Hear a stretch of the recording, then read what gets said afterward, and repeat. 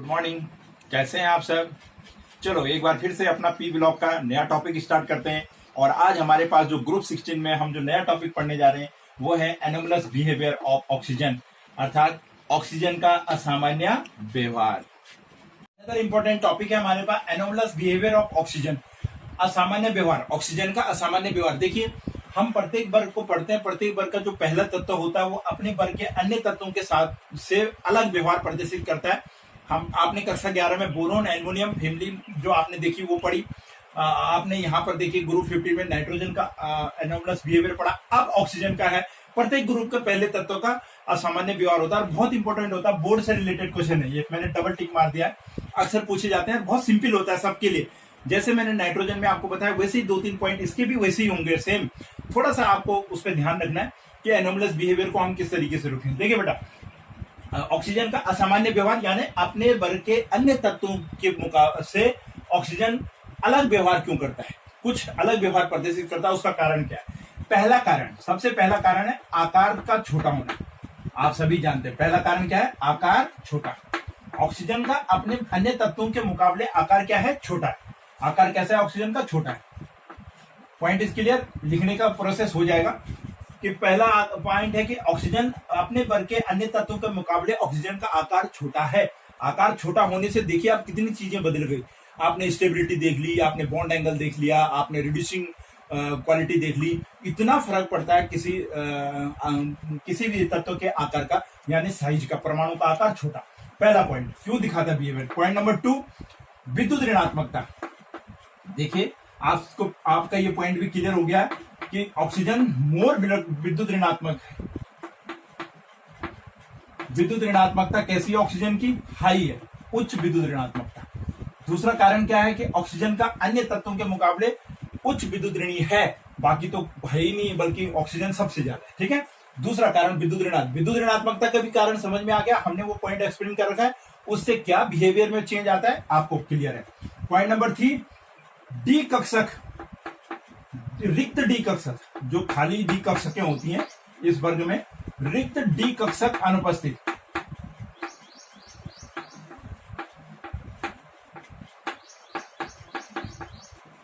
रिक्त D कक्षक absent. तीनों चीज मैंने आपको नाइट्रोजन के एनोमलस बिहेवियर में भी बताई थी। आकार का छोटा होना, इलेक्ट्रोनेगेटिविटी हाई होना और रिक्त डी ऑर्बिटल की अनुपस्थिति। डी कक्षक अनुपस्थित होता है और उसका कारण भी आपने देखा, मैंने ऑक्सीडेशन में आपको समझाया। +4 और +6 ऑक्सीडेशन स्टेट क्यों नहीं दिखाता? क्योंकि इलेक्ट्रॉन प्रसार के लिए जगह ही नहीं है।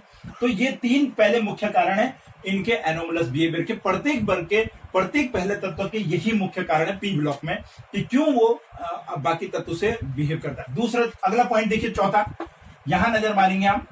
ऑक्सीजन गैस है, ये मैंने लोन पेयर दिखाए थे, थोड़ा कंफ्यूज मत होना।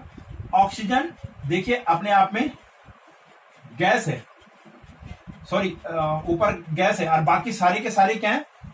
ठोस है। ऑक्सीजन अपने आप इस ग्रुप में गैसीय अवस्था में होती है और बाकी सब क्या है? ठोस है। और नीचे जाते जाते धातु लक्षण बढ़ता जाता है। आपको पता है शुरू की 2 अधातु, बीच के 2 उपधातु और पोलिनियम धातु है। ये तो क्लियर है भौतिक गुण में इनका कि क्या होता है। ऊपर धातु है, अधातु है, बीच में उपधातु है, नीचे धातु है। धातु लक्षण नीचे आने पे बढ़ता है।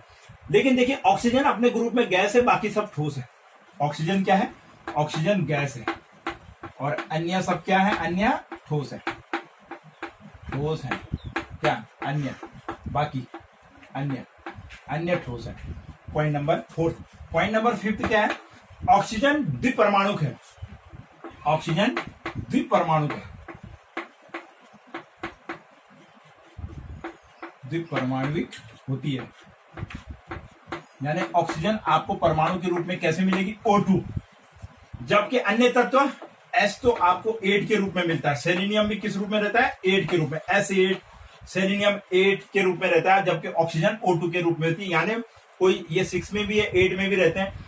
ऑक्सीजन केवल द्विपरमाणु के O2 के रूप में रहती है। सल्फर परमाणु 8 के फॉर्म में भी रहता है, 6 के फॉर्म में भी रहता है, सेलेनियम 8 के फॉर्म में। यानी बाकियों की जो संरचना है परमाणुकता वो जटिल है।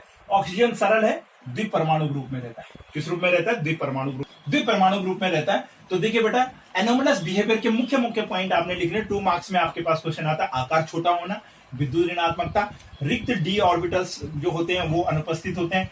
ये गैस है, बाकी सब ठोस है। ये द्विपरमाणुक है और बाकी सब की संरचना जटिल होती है, यानी बहुपरमाणु कह सकते हैं आप कि बाकी जो होते हैं बहुपरमाणु मल्टी मॉलिक्यूलर होते हैं, बहुपरमाणुक होते हैं, आप देखेंगे पॉली मॉलिक्यूलर होते हैं। तो ये था एनोमलस बिहेवियर, इसको आप नोट करिए और इन पॉइंटों को ही आपने अपने डिस्कशन में लिखना है। और इसी प्रकार से प्रत्येक का, चाहे नाइट्रोजन या ऑक्सीजन, आने वाले में फ्लोरीन भी हम देखेंगे कि किस प्रकार से वो एनोमलस बिहेवियर दिखाता है, ये आप नोट करिए। नेक्स्ट टॉपिक है बेटा हमारे पास डाई ऑक्सीजन यानी O2। ऑक्सीजन कैसे बनाई जाती है, इसको ऑक्सीजन कहते हैं, डाई ऑक्सीजन के रूप में फॉर्मूले में लिखते हैं। तो ऑक्सीजन क्या है और इसका कैसे निर्माण होता है, देखिए बेटा ऑक्सीजन को सर्वप्रथम स्वीडन के साइंटिस्ट हुए थे सीले, स्वीडन साइंटिस्ट थे सीले। 1772 में इन्होंने मरकरी के लाल ऑक्साइड और या सोरे से, इन दोनों में से किसी एक से, सोरे से KNO3 को हम सोरा कहते हैं, से को गर्म करके इस गैस को प्राप्त किया था सबसे पहले सीले ने। ठीक है, क्योंकि ये गैस जो थी जलने में सहायक थी तो इसको अग्निफायर का नाम भी दिया। ठीक है ना, कि ये जलाने में सहायक होती है ऑक्सीजन, तो इसको अग्निफायर के रूप में भी, आग वायु के रूप में इसको नाम दिया गया। सर उसके बाद लेवोसिये ने 1776 में इस गैस का नाम ऑक्सीजन रखा। उन्होंने इसको क्या कहा था, एयर फायर गैस कहा, और लेवोसिये ने इसको ऑक्सीजन कहा। लेवोसिये ने क्या कहा, इसको ऑक्सीजन का। ये तो है ऑक्सीजन का थोड़ा सा इंट्रोडक्शन कि किसने खोज करी, कैसे करी, सूर्य को गर्म करके, और लेवोसिये ने इसको ऑक्सीजन नाम दिया। अब आता है बनाने की विधि, प्रयोगशाला विधि भी है। पहली विधि प्रयोगशाला में, मतलब ऑक्सीजन को हम किस रूप में बनाते हैं, ये नंबर 1 विधि प्रयोगशाला विधि भी है, लेबोरेटरी मेथड। लेबोरेटरी में, प्रयोगशाला में हम ऑक्सीजन को क्लोरेटों, नाइट्रेटों और परमंगनेटों को गर्म करके बनाते हैं। यानी किसी तत्व के क्लोरेट, नाइट्रेट और परमंगनेट को अगर हम गर्म करेंगे तो हमें ऑक्सीजन गैस प्राप्त होती है। देखिए प्रयोगशाला में हम कैसे बनाते हैं। क्लोरेट को लेके चल रहा हूं मैं, KClO3 पोटेशियम क्लोरेट को जब गर्म किया जाता है MnO2 उत्प्रेरक की उपस्थिति में, मैग्नीज डाइऑक्साइड की उपस्थिति में, एक उत्प्रेरक है जो इसकी क्रियाशीलता को क्या करता है, बढ़ा देता है। तो यहां पर हमारे को प्राप्त होता है ऑक्सीजन मिलती है, KCl प्लस O2 प्राप्त होती है। रिएक्शन को बैलेंस कर लेंगे, 3O2 ऑक्सीजन गैस प्राप्त होती है। तो देखिए बेटा क्लोरेटों को गर्म करके प्रयोगशाला में MnO2 उत्प्रेरक की उपस्थिति में अगर गर्म करेंगे तो KCl मिलेगा और ऑक्सीजन गैस प्राप्त होगी। नाइट्रेटों को अगर लेके चले तो KNO3, नाइट्रेटों को गर्म करेंगे तो क्या बनेगा, 2KNO2 बनेगा, एंड प्लस O2 बाहर निकलेगा, प्लस O2 बाहर। नाइट्रेटों को भी गर्म करके हमारा KNO2 बनेगा और क्या निकलेगा, ऑक्सीजन बाहर निकलेगी। बैलेंस कर लेंगे। नॉर्मली नाइट्रेट, क्लोरेट, परमंगनेटों को गर्म करने से हमें क्या मिलती है, प्रयोगशाला में ऑक्सीजन गैस प्राप्त होती है। ये प्रयोगशाला विधि है कि प्रयोगशाला में हम पोटेशियम क्लोरेट को एक बीकर में लेंगे, उसमें MnO2 क्या डाल देंगे, उत्प्रेरक डाल देंगे, उनको गर्म करेंगे। गर्म करने पर ऑक्सीजन गैस बाहर निकलती है, KCl हमारा बनता है, पोटेशियम क्लोरेट है। यहाँ पे पोटेशियम नाइट्राइट बनेगा और ऑक्सीजन गैस बाहर निकलेगी। इस प्रकार से हम प्रयोगशाला में सिंपली क्लोरेटों, नाइट्रेटों और परमंगनेटों से क्या बनाते हैं, ऑक्सीजन गैस बनाते हैं, डाई ऑक्सीजन गैस बनाते हैं। अगली विधि है बेटा तत्वों के ऑक्साइडों से, तत्वों के ऑक्साइड। पहले तो हमने पढ़ लिया आपकी प्रयोगशाला मेथड, मैंने क्लोरेट और नाइट्रेट एंड परमंगनेट एंड नाइट्रेट भी बनाई थी। अब तत्वों के ऑक्साइड, तत्वों के जो ऑक्साइड्स होते हैं उनको भी गर्म करने से क्या प्राप्त होती है, हमको ऑक्सीजन गैस प्राप्त होती है। जैसे सिल्वर, मरकरी, लेड। देखिए सिल्वर, मरकरी, लेड, सिल्वर के ऑक्साइड को अगर हम गर्म करेंगे तो देखिए 4G हमें 2 O2 हमारे प्राप्त होती है। ऐसे ही हमको मरकरी के ऑक्साइड को गर्म करके भी हमें ऑक्सीजन क्या होती है, प्राप्त होती है। बहुत सिंपल रिएक्शन है। लेड में थोड़ा ध्यान रखना, लेड में जरा ध्यान रखना कि लेड में अक्सर, लेड में जो होता है PbO2 होता है, लेकिन PbO2 से PbO भी बनता है और O2 भी बनता है। ये बड़ी आसानी से अपने से ऑक्सीजन को नहीं जाने देता। जो लेड है वो बड़ी आसानी से अपने से ऑक्सीजन को नहीं छोड़ता, इसलिए देखिए कुछ भाग लेड के पास रह जाता है और कुछ हमें ऑक्सीजन के रूप में मिल जाता है। तो सीधा ही नहीं निकाल देना आपने PbO। तो PbO2 में आपने पहले PbO बनाना है और देन O2 बनानी है। ये आसानी से ऑक्सीजन को अपने से नहीं जाने जाती। पहले PbO बनता है, लेड ऑक्साइड, और ऑक्सीजन हमें प्राप्त। तो ये तत्वों के ऑक्साइड से हम ऑक्सीजन किस प्रकार बनाते हैं, तत्वों के ऑक्साइडों को सिंपली अगर हम गर्म करेंगे तो हमें डाई ऑक्सीजन प्राप्त होती है। हम तत्वों के ऑक्साइड को गर्म करके डाई ऑक्सीजन प्राप्त कर लेते हैं। डाई ऑक्सीजन बनाने की ये दो सिंपल और बहुत इंपॉर्टेंट मेथड्स विधियां हैं। इनको आप देखिएगा, लिखिएगा, नोट करिएगा, कुछ नहीं है, देखिए आप, बहुत सिंपल है। इस प्रकार से हम डाई ऑक्सीजन बनाएंगे। अच्छा बेटा, अगर मैं डाई ऑक्सीजन के गुणों पे जाऊं तो आपको पता ही है ऑक्सीजन रंगहीन, गंधहीन, स्वादहीन गैस है, क्लियर है। और थोड़ी अल्प मात्रा में जल में भी विलय होती है। इतनी विलय होती है कि जलीय जीव उसका उपयोग कर सके जीवित रहने के लिए, क्लियर है। और ये प्राणवायु है, आपको पता ही है, जीवित रहने के लिए ऑक्सीजन अति आवश्यक है। तो ऑक्सीजन के नॉर्मली गुण ये है कि ये जल में भी अल्प मात्रा में विलय होती है, और ये क्या नाम कहते हैं, जलीय जीव लायक हो सके जितना पर्याप्त हो इतना उसमें घुलनशील होती है, और रंगहीन, गंधहीन है, स्वादहीन गैस है। इस प्रकार से ये हमने डाई ऑक्सीजन कंप्लीट करी है। थोड़ा इसके हम रासायनिक गुण देखेंगे कि केमिकल रिएक्शन कैसे करती है ऑक्सीजन, क्योंकि जलाने में सहायक है, तो जाहिर सी बात है जो भी तत्व ऑक्सीजन से अभिक्रिया करेगा ऑक्साइड जरूर बनाएगा। इसके बाद इसे नोट कर लीजिए, फिर हम देखते हैं इसके रासायनिक गुण। अब देखिए बेटा, धातु से अभिक्रिया, रासायनिक गुण में धातु से सिंपल हमको पता है कि धातु से अभिक्रिया करते हैं और उनके ऑक्साइड बनते हैं, सभी जानते हैं। और प्रत्येक चीज जो जलती है ऑक्सीजन की उपस्थिति में जलती है। जैसे मैग्नीज देखिए, हमारे पास मैग्नीशियम है, मैग्नीशियम को जब हम जलाते हैं तो उसका ऑक्साइड बनता है MgO। कैल्शियम को जलाएंगे तो उसका ऑक्साइड बनेगा CaO। कैल्शियम ऑक्सीजन से अभिक्रिया करके 2CO बनाता है। इसी तरीके से Na को करेंगे तो NaO बनेगा, 2NaO बनेगा। तो इस प्रकार से धातुओं से ऑक्सीजन अभिक्रिया करके उसके ऑक्साइड बना देती है। अधातुओं से भी अभिक्रिया, अधातु जैसे कार्बन से अभिक्रिया करेगी O2 तो कार्बन डाइऑक्साइड बनती है। सल्फर से अभिक्रिया करेगी तो सिंपल रिएक्शन है बेटा, रासायनिक गुण, तो SO2 बनाती है, ठीक है। ये है अधातु से अभिक्रिया। अधातुओं को भी अगर ऑक्सीजन से अभिक्रिया कराए तो वो उसके डाइऑक्साइड्स बनाती है। धातुओं के भी ऑक्साइड्स बनते हैं। एक और इंपॉर्टेंट रिएक्शन है बेटा अमोनिया से।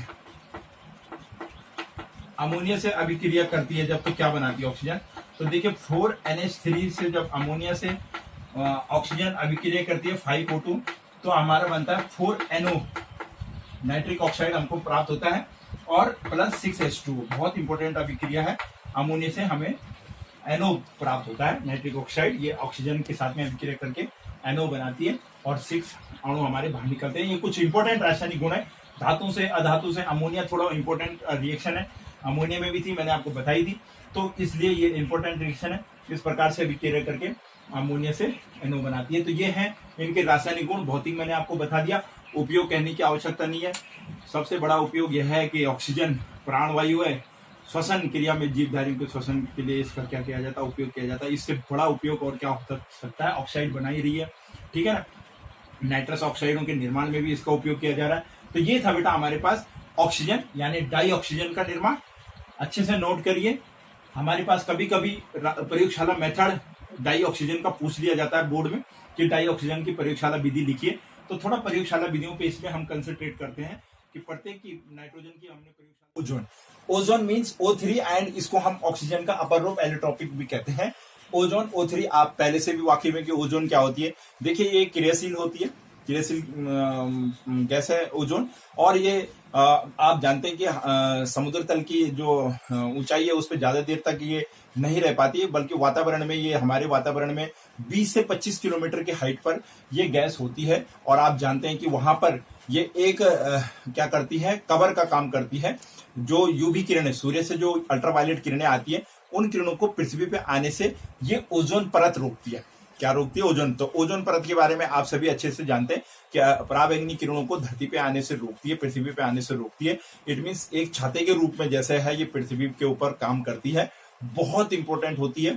और आज के टाइम पे बहुत इंपॉर्टेंट टॉपिक्स भी होता है ये। आपको इसको वैसे भी आपको पढ़ना है कि ओजोन का क्या है, ओजोन को हम कैसे सेव कर सकते हैं, ओजोन डिके क्यों हो रहा है, ये सारी चीजें भी हमको जाननी होगी। लेकिन फिलहाल अभी हम जान रहे हैं कि ओजोन अपर रूप के रूप में जो ऑक्सीजन के पाई जाती है, हम इसको कैसे बना पाते हैं। तो देखिए बेटा, जैसे मैंने आपको कहा कि ये पृथ्वी के हमारे वातावरण में, वायुमंडल में 20 से 25 किलोमीटर के आसपास ये एक लेयर बनाती है। अब और ओजोन को जब बेटा हमें प्राप्त करना होता है, इसकी बनाने की विधि में आता है कि जो ड्राई ऑक्सीजन होती है, जब हम शुष्क ऑक्सीजन को में साइलेंट इलेक्ट्रिक डिस्चार्ज कराते हैं, यानी साइलेंट विद्युत विसर्जन जिसे हम कहते हैं, वो कराते हैं साइलेंट इलेक्ट्रिक डिस्चार्ज, विद्युत विसर्जन जब कराते हैं तो जो ड्राई ऑक्सीजन होती है हमारी वो ओजोन में परिवर्तित हो जाती है। किसमें परिवर्तित हो जाती है? वेरी सिंपल प्रोसेस में होती है, हम ओजोन को ऑक्सीजन से ही प्राप्त करते हैं, लेकिन साइलेंट इलेक्ट्रिक डिस्चार्ज के साथ में। इसे हम कहते हैं कि विद्युत विसर्जन के रूप में, साइलेंट विद्युत विसर्जन कहते हैं, स्फुटन भी कहते हैं इसको हम, के रूप में हम ओजोन प्राप्त करते हैं इसको। और जिस यंत्र से बेटा इसको प्राप्त किया जाता है, यानी जिस पॉट में या जिस पात्र में इसका साइलेंट इलेक्ट्रिक डिस्चार्ज किया जाता है, उसको ओजोनाइजर कहते हैं। उसे क्या कहते हैं? ओजोनाइजर कहते हैं। तो बेटा सबसे पहले सीमेन नाम के साइंटिस्ट ने ओजोनाइजर दिया था। सीमेन ने, किसने दिया था? सीमेन ओजोनाइजर के नाम से इसे जाना जाता है, सीमेन। तो सीमेन ने सबसे पहले ओजोनाइजर बनाया था, उसको हम सीमेन ओजोनाइजर कहते हैं। क्या कहते हैं? सीमेन ओजोनाइजर। ओजोनाइजर क्या है? वो पात्र जिसमें हम साइलेंट इलेक्ट्रिक डिस्चार्ज कराएंगे। अब देखिए बहुत इंपॉर्टेंट है बेटा, हमारे पास अक्सर बोर्ड में पूछा जाता है ओजोन बनाने की विधि क्या होती है और किसमें आप ओजोन बनाते हैं। तो सीमेन का है हमारे पास, ब्रॉडी का भी है, लेकिन आप देखिए सीमेन आपके बुक्स में इतना ही है कि ओजोन बनती कैसी हो उसके बारे में हमें ओजोनाइजर के बारे में डिस्कस करना। देखिए होता क्या, सीमेन ओजोनाइजर इस रूप में होता है। कुछ डायग्राम मैं आपको बना करके दिखा रहा हूं। ये जो कुछ डायग्राम होता है हमारे पास इस प्रकार का, ये कांच की नलियां होती हैं, लगभग आप देखें ये 2 कांच की नलियां होती हैं हमारे पास, और ये लगभग यू के आकार की होती हैं पड़ी हुई अवस्था में।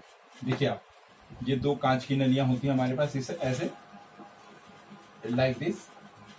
ये कुछ इसका शेप ऐसा होता है, ये शेप कुछ हमारे पे इस तरीके से होता है, लाइक दिस। ठीक है, ये 2 नलियां होती हैं, इनका एक सिरा जुड़ा हुआ होता है एक दूसरे से। क्या होता है? दोनों संकेंद्रित नलियों के सिरे एक दूसरे से क्या होते हैं? जुड़े हुए होते हैं। आप देख रहे हैं कंप्लीटली है। यहां पर से हम ड्राई ऑक्सीजन इसके अंदर प्रवेश करवाते हैं, ये वाले पोर्शन से। यहां पर बेटा इस पे पतली 2 चादर लगी होती है, किसकी? टिन की 2 पतली पत्तियां, दोनों पे ऊपर नीचे, दोनों प्लेटों के हमारी जो ये नलियां हैं इनके ऊपर टिन की चादर होती है। किसकी होती है? टिन की पतली चादर होती है। क्या है ये? टिन फॉइल पतली चादर होती है। और ये जो टिन की फॉइल होती है इसको एक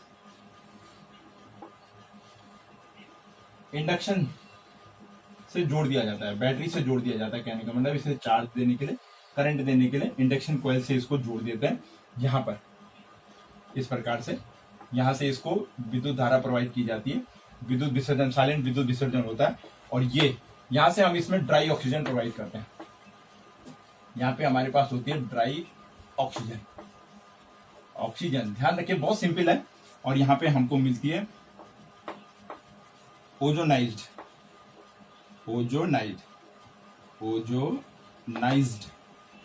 ऑक्सीजन, ओजोनाइज्ड ऑक्सीजन। देखिए बेटा होता क्या है, ये एक सीमेन का ओजोनाइजर है, यानी ओजोनाइजर हम उसको कहते हैं जिसमें हम साइलेंट इलेक्ट्रिक डिस्चार्ज करके ओजोन बनाते हैं। ये इस प्रकार का एक यंत्र होता है। देखिए इसमें क्या होता है, यू आकार की 2 कांच की नलियां होती हैं जो एक दूसरे से जुड़ी हुई होती हैं। इसमें 2 टिन की फॉइल लगी रहती है, ऊपर नीचे पतली चादरें लगी रहती है। यहाँ पे इंडक्शन कॉइल के साथ में इसको जोड़ दिया जाता है, यानी एक हाई वोल्टेज स्रोत होता है। ये हाई वोल्टेज स्रोत के द्वारा इस पे क्या करंट पास किया जाएगा। अब होता क्या है कि इसमें यहां से इस हिस्से से ड्राई ऑक्सीजन, सूक्ष्म ऑक्सीजन को प्रवेश कराया जाता है। जैसे ही सूक्ष्म ऑक्सीजन इसके अंदर आती है, यहां से करंट प्रवाहित किया जाता है और silent electric discharge, silent electric high voltage होता है, विभव बहुत हाई होता है। और इसमें साइलेंट क्या होता है, विद्युत स्फुटन होता है। और विद्युत विसर्ग होने के कारण या स्फुटन होने के कारण ये जो ड्राई ऑक्सीजन है इसी पॉट के अंदर किसमें कन्वर्ट हो जाती है? ओजोन में कन्वर्ट हो जाती है। किसमें कन्वर्ट? इसलिए इसको हमने क्या किया? Ozonised oxygen. इसको हम क्या कहते हैं? ओजोनाइड, ओजोन हमको प्राप्त हो जाती है। बहुत सिंपल प्रोसेस है। ये है ओजोनाइजर। इसको क्या कहते हैं? ओजोनाइजर, जिसमें हम साइलेंट इलेक्ट्रिक डिस्चार्ज करके ओजोन प्राप्त करते हैं ड्राई ऑक्सीजन से।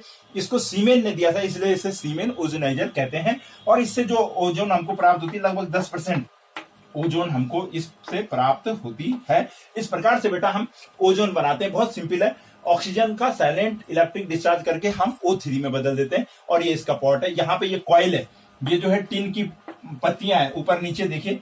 यहाँ ये करंट पास करने के लिए टिन की फॉइल लगाई होती है दोनों के ऊपर तरफ, इसलिए मैंने यहाँ टिन फॉइल लिख दिया। यहाँ से इस पे हाई वोल्टेज स्रोत होता है, जिससे हम विद्युत स्फुटन या इलेक्ट्रिक डिस्चार्ज करवाते हैं और इस प्रकार से ऑक्सीजन ओजोनाइड ऑक्सीजन में कन्वर्ट हो जाती है।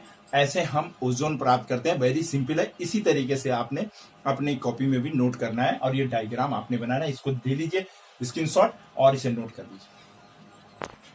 ना बेटा अब आते हैं हम इसके रासायनिक गुण। इससे पहले थोड़ा मैं आपको इसके भौतिक गुण के बारे में बता दूं। ये देखिए इसकी जो गंध होती है ये तीक्ष्ण गंध वाली गैस होती है, लगभग ऐसी होती है जैसे सड़ी मछली जैसी गंध इसके अंदर आती है। दूसरी, इसका जो कलर होता है ये गैसीय अवस्था में हल्का नीले कलर की होती है, लेकिन जो लिक्विड फॉर्म में जब होती है तो डार्क ब्लू कलर की ओजोन गैस होती है लिक्विड फॉर्म में। और ठोस अवस्था में तो ये वॉयलेट कलर की हो जाती है, बैंगनी कलर की या काले रंग की हो जाती है ठोस अवस्था में। तो गैसीय अवस्था में हल्की नीली है, द्रव अवस्था में डार्क ब्लू है और ठोस अवस्था में ये बैंगनी कलर की हो जाती है या काले रंग की हो जाती है। और देन आफ्टर ये जल में अल्प विलेय भी है, तो इसकी तीक्ष्ण गंध होती है। ये तो इसके थे भौतिक गुण नॉर्मल। अब आता है रासायनिक गुण। रासायनिक गुण में एक आध इंपॉर्टेंट रिएक्शंस में आपको कराऊंगा, अक्सर जो पूछी जाती है। देखिए होता क्या है, ये रासायनिक गुण क्या है, इसका अपघटन डिकम्पोजिशन कैसे होता है इसका। अगर इसे प्लेटिनम या प्लेटिनम उत्प्रेरक की उपस्थिति में गर्म किया जाए तो ये ओजोन ऑक्सीजन में टूट जाती है। देखिए वेरी सिंपली 2O3 प्लेटिनम उत्प्रेरक की उपस्थिति में 3O2 यानी ये ऑक्सीजन में टूट जाती है। इसका विखंडन हो जाता है और विखंडन होकर फिर से क्या दे देती है, ऑक्सीजन देती है। जैसे ऑक्सीजन से ओजोन बनती है वैसे ओजोन से ऑक्सीजन भी प्राप्त हो जाती है। दूसरा और बहुत इंपॉर्टेंट जो रिएक्शन है इसके ऑक्सीकारक है। ये ऑक्सीडाइजिंग एजेंट के रूप में काम करती है। इसका रीजन क्या है कि जब ओजोन को गर्म किया जाता है तो या ये एक ऑक्सीजन देती है प्लस नवजात ऑक्सीजन देती है। ये सिंगल ऑक्सीजन को हम क्या कहते हैं, नवजात ऑक्सीजन देते हैं। और जिसके पास ये ऑक्सीजन होती है वो किसी भी अन्य पदार्थ को या किसी भी अन्य यौगिक को क्या कर सकती है, ऑक्सीडाइज कर सकती है, यानी उसका ऑक्सीकरण कर सकती है, ऑक्सीकारक का काम करती है। किसके कारण, नवजात ऑक्सीजन के कारण। देखिए गर्म करने पे नवजात, जिसके पास भी ऐसी ऑक्सीजन होती है नवजात ऑक्सीजन, वो ऑक्सीकारक का काम करता है, प्रबल ऑक्सीकारक होता है। देखिए यहाँ पे हमारे पास एक उदाहरण है लेड सल्फाइड। लेड सल्फाइड की अभिक्रिया जब हम ओजोन से कराते हैं तो देखिए लेड सल्फेट में ऑक्सीकृत हो जाता है, लेड सल्फेट में ऑक्सीकृत हो जाता है और साथ में हमको 4O2 बनती है। यहां अगर हम लेड की देखें ऑक्सीकरण संख्या देखें तो यहाँ पे -2 है और ये +2 है, ठीक है। अब यहाँ चेक अगर हम करें लेड तो यहाँ ये सल्फेट में -2 होती है लेकिन लेड यहाँ पे भी +2 है। आप कहेंगे लेड तो का ऑक्सीकरण हुआ ही नहीं। ऑक्सीकरण का मतलब क्या है कि इसकी जो ऑक्सीकरण संख्या है इसका बढ़ना, ऑक्सीकरण तो सेम है। तो बेटा यहाँ पे लेड का नहीं होता, यहाँ पे होता है सल्फर का। किसका होता है यहाँ पे, सल्फर का। अगर हम सल्फर पे नजर मारें तो आप देखेंगे कि सल्फर यहाँ -2 में था और यहाँ देखिए सल्फर की ऑक्सीकरण अवस्था बढ़ जाएगी। अगर 4 इसमें अगर मैं ऑक्सीजन से इसको अलग कर दूं तो ये देखेंगे आपकी यहाँ पर सल्फर +6 में आ जाएगा, ठीक है ना। ये 8 हो जाएगा और -2 हो जाएगा। तो सल्फर यहाँ सल्फर का ऑक्सीकरण अवस्था बदलती है, ना कि लेड की बदलती है। ध्यान रहे, कई बार बच्चे देखते हैं कि लेड की नहीं बदल रही। आपने सल्फर का देखना, ऑक्सीजन -2, ये +2 में है लेड, तो यहाँ पे इसे माइनस करेंगे तो +6 में ऑक्सीजन आ जाएगी। नाउ ये सल्फर, यहाँ पे देखिए आयोडीन। आयोडीन ऋण आयन है हमारे पास। आप अगर आयन समझ रहे हैं तो इसको Ki भी ले सकते हैं, पोटेशियम आयोडाइड ले सकते हैं। ये जब इसको पानी की उपस्थिति में जब इसका जलीय विलयन में ओजोन प्रवाहित की जाती है तो आप देखिए OH आयन प्राप्त होता है प्लस आयोडीन। अब देखिए आयोडीन यहाँ -1 में थी, 2 छोड़ दीजिए, आयोडीन पे -1 होता है। और ये देखिए I2 हो गया, तो जो भी I2 Cl2 जो भी अणु बनते हैं, H2 I2 Br2 इस तरीके से जो भी अणु बनते हैं, O2 इस तरीके से जो ये अणु बनते हैं आपस में, इनमें ऑक्सीकरण संख्या हमेशा कितनी होती है, 0। तो देखिए -1 से 0 हो गई। यहाँ -1 थी इसके पास, -1, और ये क्या होगी 0। बढ़ रही है नहीं बढ़ रही है, -1 छोटा होता है, प्लस का 0 बड़ा होता है। तो यहाँ पे देखिए आयोडीन को इसने क्या कर दिया, ऑक्सीकृत कर दिया। इसका मतलब ये प्रबल ऑक्सीकारक, आपके पास यही आता है कि ओजोन एक प्रबल ऑक्सीकारक है, इसको बताइए क्या कारण है। तो सिंपल सी बात है, ओजोन प्रबल ऑक्सीकारक क्यों है कि इसको गर्म करने पर ये एक नवजात ऑक्सीजन देती है। और उदाहरण के रूप में आप लेड सल्फाइड ले लीजिए, आयोडीन ले लीजिए, ये किस प्रकार से इनको ऑक्सीकृत कर रहा है। ये था बेटा हमारे पास ओजोन। बहुत इंपॉर्टेंट टॉपिक है, ग्रुप 16 में अक्सर आपसे पूछा जाता है ओजोन बनाने की विधि समझाइए, ओजोन का प्रबल ऑक्सीकारक है इसको समझाइए। आप इसे अच्छे से तैयार कीजिए, नोट कीजिए और ये आप बोर्ड के लिए इसको अपना क्वेश्चन समझ करके प्रिपेयर करेंगे। नोट जरूर कर लें।